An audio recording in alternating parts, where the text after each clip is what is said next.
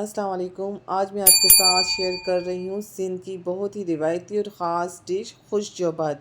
یہ وہ ریسیپی ہے جو خاص طور پر شادیوں اور بڑی دعوتوں کی شان سمجھی جاتی ہے۔ اس کی خاص بات یہ ہے کہ پہلے خوشبودار گوشت کا سالن تیار کیا جاتا ہے، پھر اس سالن کو مزیدار سا بھت بنایا جاتا ہے جس کا ذائقہ ہر نوالے میں محسوس ہوتا ہے۔ تو آئیے اسٹارٹ کرتے ہیں ہم یہاں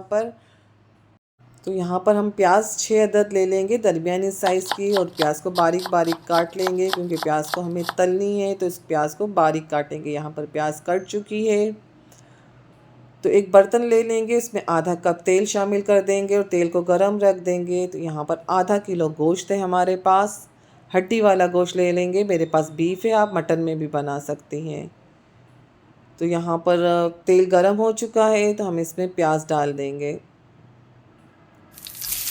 جب تک پیاز ہماری فرائی ہو رہی ہے تو آپ ہمارے چینل کو سبسکرائب کر لیں، لائک کریں اور شیئر کرنا نہ بھولیے گا۔ درمیانی آنچ کے اوپر آپ کو پیاز فرائی کرنی ہے۔ اگر آپ نے یہ ریسیپی پہلے کبھی نہیں بنائی تو آج کی ویڈیو آخر تک ضرور دیکھیں۔ ہماری پیاز فرائی ہو رہی ہے تو ہم 2 درمیانے سائز کے ٹماٹر لے لیں گے، ½ ٹی اسپون سفید زیرہ، ½ ٹی اسپون شاہ زیرہ، 2 دار چینی کے ٹکڑے، 6 عدد لونگ، 10 سے 12 کالی مرچ، 1 بادیان ہے، 2 الائچی ہے اور 1 بڑی الائچی ہے ہمارے پاس۔ اور یہاں پر 1 ٹیبل اسپون ہمارے پاس ادرک ہے، یہاں پر صرف ادرک ہے، لہسن ہم نہیں ڈالیں گے۔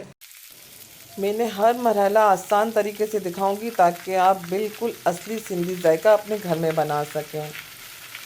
تو یہاں پر پیاز فرائی ہو رہی ہے ہماری، ٹماٹر 2 جو تھی اس کو چھلکا اتار لیا تھا، اس کو آپ رفلی چاپ کر لیں گے۔ اور پیاز کے کلر کو آپ نے خاص دھیان رکھنا ہے کیونکہ اس کا پیاز آپ گھماتے رہیں گے، کیونکہ اس کا سالن کا کلر اصل میں پیاز کی کلر سے ہی آئے گا۔ تو آپ نے پیاز کا خاص خیال رکھنا ہے۔ جتنا اچھا کلر پیاز کا ہوگا اتنا ہی خوبصورت بھت کا کلر بھی بنے گا ہمارا۔ تو یہاں پر ہم لگاتار، اب جیسا کلر مجھے چاہیے تھا ایسا مل چکا ہے تو اس میں ہم گوشت کو ڈال دیں گے،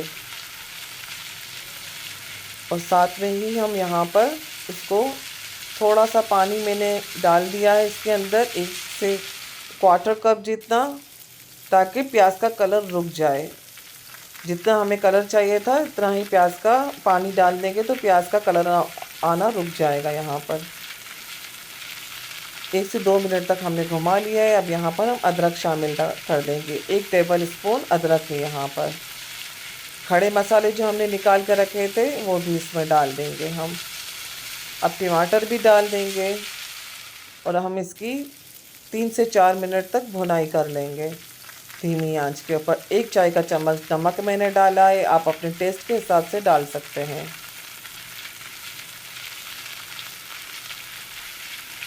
ہم اس کی بھونائی کر لیتے ہیں۔ یہ وہ مرحلہ ہے جس سے اس ڈش کی روایتی ذائقہ بنتا ہے۔ تو یہاں پر ہم نے بھونائی کر لی ہے تو اب یہاں پر پانی شامل کریں گے۔ تو آپ اپنا گوشت کتنی دیر میں گلتا ہے اس حساب سے دیکھیے گا۔ یہاں پر میرے پاس جو بیف ہے اس کے میں نے 2 گلاس پانی شامل کیے ہیں، اور اس کو ہم ڈھکن ڈھاک کے رکھ دیں گے 40 منٹ کے لیے۔ بیچ میں 1-2 مرتبہ آپ کھول کر دیکھ لیجئے گا۔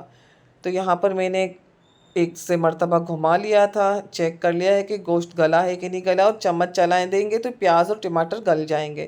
یہاں پر چاول ہے میرے پاس 400 گرام ہے، یہ اسٹیم رائس ہے باسمتی، آپ پونیا وغیرہ میں بھی بنا سکتے ہیں۔ تو اس کو 30 منٹ پہلے بھگانا ہے ہم نے۔ تو 400 گرام چاول ہے ہمارے پاس، تقریباً 1.5 کپ جتنا۔ تو اس کو آئیے ہم دھو کر بھگا دیتے ہیں 30 منٹ کے لیے۔ تو یہاں پر سالن دیکھ لیتے ہیں کہ ہمارا گلا ہے یا نہیں گلا ہے۔ تو یہاں پر گوشت تقریباً 90% تک تو یہ گل چکا ہے ماشاءاللہ۔ خوشبو سے اندازہ ہو رہا ہے کہ ہمارا سالن کتنا لذیذ بنا ہے۔ ابھی ہم نے اس میں مرچی شامل نہیں کی ہے، 1 کھانے کا چمچ اس میں لال مرچ شامل کر دی ہے، اور اب ہم اس کی بھونائی کریں گے۔ آنچ کو تیز کر دیں گے اس وقت ہم، اور اس کو لگاتار چمچ چلاتے رہیں گے اور اس کو بھونتے رہیں گے ہم۔ یہاں پر اتنا بھوننا ہے کہ اس میں مسالہ تیل چھوڑنا شروع ہو جائے۔ ابھی مزید بھونائی ہوگی اس کی، اور उसका खूबसूरत सा कलर आएगा। अगर आप पहली बार ये रेसिपी बना रहे हैं तो मिकदारों को ज़रूर फॉलो करें। अब यहाँ पर ये मरहला है कि इसका डिश की रिवायती जायका बनेगा, तो आप एक भी चीज़ मिस मत कीजिएगा, पूरी वीडियो देखिएगा। तो यहाँ पर मसाले ने तेल छोड़ना शुरू कर दिया है। तो यहाँ पर अहम मरहला है कि हमें इसमें से आधा सालन हम निकाल देंगे। मैंने बोटियाँ अलग से बाउल ले लिया है, पतीली, ताकि हम दोबारा गरम सके। आधा सालन निकाल लिया है मैंने और आधा रहने दिया है। मैंने सिर्फ हड्डे रखे हैं और मसाला आधा उसमें रहने दिया है और आधा दूसरी पतीली में। अब यहाँ पर हम 2 टेबल स्पून तेल का शामिल करेंगे। आधा सालन ज़रूर नोट कीजिएगा कि आधा सालन हम अलग पतीली में निकाल लेंगे और आधा सालन इसमें रहने देंगे हम। बोटियाँ चाहे आप सारी निकाल लें, हड्डियाँ आप इसमें रहने दीजिएगा। अब हमने सालन तो निकाल लिया है, अब हम भत की तैयारी कर रहे हैं। तो इसमें आलू आप जितने डालना चाहे अपनी मर्ज़ी के हिसाब से डाल लीजिएगा। मैंने 2 टुकड़े आलू के शामिल किए थे और आधा चाय का चम्मच मिर्च शामिल की है, लाल मिर्च। अगर आप तेज़ खाना पसंद करते हैं तो आप ज़्यादा भी डाल सकते हैं। अब हम इसकी भुनाई कर लेंगे 2 से 3 मिनट। अभी दूसरी भी अज्जा डालेंगे, तो आप जुड़े रहिएगा हमारे साथ। अब इसमें पानी शामिल कर दिया है, 2 गिलास पानी शामिल करेंगे हम। चावल हमने भिगाए हुए थे वो शामिल करेंगे। नमक हमने इसमें डाला है पौनी प्याली का नमक। अब चावल डाल देंगे हम। नमक आप ध्यान से डालिएगा क्योंकि मसाले में भी नमक है, तो थोड़ा सा नमक आप इस टाइम पर कम डालेंगे और चख भी सकते हैं आप।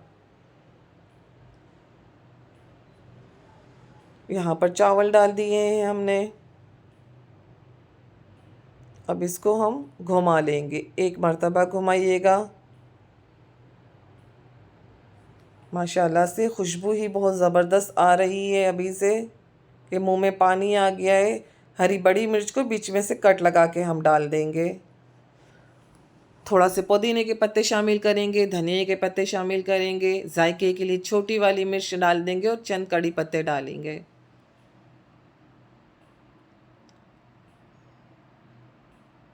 अब हम इसको घुमा लेंगे अच्छी तरह से कि सारे मसाले यकजा हो जाए। इसको आप इस स्टेज पर चेक कर लीजिएगा, नमक मिर्च अगर आपको कम लगे तो आप डाल सकते हैं। अगर कोई चीज़ आपको समझ में नहीं आए तो आप कमेंट कर सकते हैं। अब हम यहाँ पर दम लगा देंगे 20 मिनट के लिए। तो यहाँ पर 20 मिनट हो चुके थे, तो चेक करते हैं। माशाल्लाह खुशबू से अंदाज़ा हो रहा है कि भत कितना मज़ेदार बना है। अगर आपको रिवायती सिंधी खाने पसंद है तो ये रेसिपी ज़रूर आजमाएं। तो यहाँ पर हम इसको खाने का तरीका भी बिल्कुल अलग है। एक साइड पर चावल निकालेंगे और एक साइड पर ही हम सालन डालेंगे। उसको चेक करते हैं कि ये कैसा बना है। मेरे शौहर को ये बहुत पसंद है। हमारा ननियाल गांव में रहता है, तो यहाँ पर जाते थे तो हम शादियों में ये खाना खाते थे। तो गला हुआ जूसी टेंडर गोश्त है और मसाला ज़बरदस्त जायका है, आला। मेरे कहने पर आप रेसिपी एक बार ज़रूर बनाएं। अगर कोई चीज़ आपको समझ में नहीं आती है तो आप कमेंट में पूछ सकती हैं, तो मैं इसका जवाब ज़रूर दूँगी। अल्लाह हाफ़िज़।